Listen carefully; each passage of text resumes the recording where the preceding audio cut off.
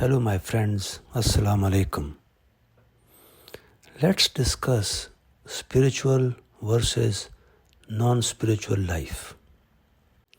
My friends, let me begin by saying that we are not bodies, but actually souls. You might also hear the word spirit used for soul. Therefore, for the purpose of this talk, I will use both these words, I mean soul and spirit, to refer to our true selves. However, if you want to understand the three dimensions of our existence, you may like to listen to one of my talks which discusses our true self. Anyway, let's continue with the topic. My friends, if we are spirits or souls, is it possible for us to live a life that is completely non-spiritual or not spiritual?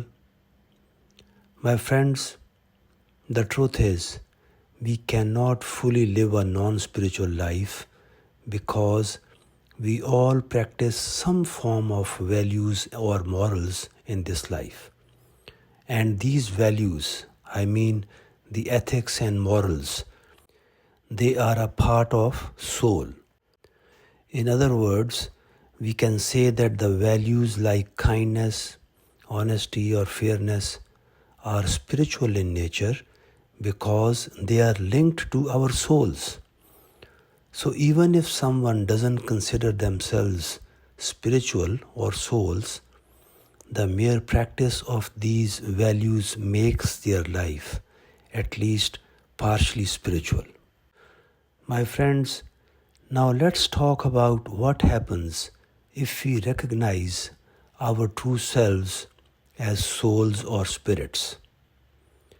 When we know that our true identity is not body but soul, then we start living a life in accordance with our true nature. This recognition brings a deeper sense of purpose and clarity to our lives. For instance, our relationships with other people improve because they are based on strong moral values and ethics. When you treat others with respect, honesty, and love, they usually respond in the same way.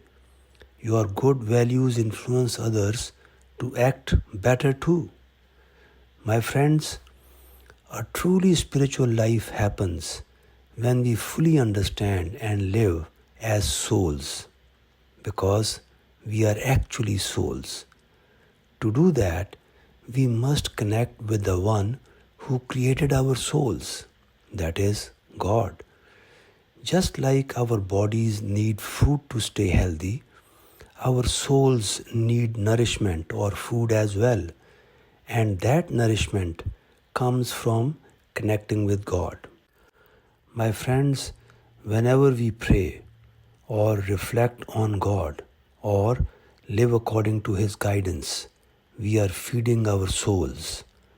Without this connection, our souls get weakened and the desires of our body take over. My friends, this is where materialism comes in. What is materialism? My friends, it is in fact our identification with bodies. Our whole life becomes body conscious. Our whole life focus shifts to satisfying bodily desires like the pursuit of wealth, luxury, and comfort. But my friends, we are not bodies. Our bodies are just the carriers for our souls in this world, and we are being tested on how well we control these bodies, in other words, the desires of these bodies. My friends, if we want to live a truly happy and meaningful life, we must first of all recognize that we are souls. When we see ourselves as souls, not bodies, everything else will start to make sense and fall into place.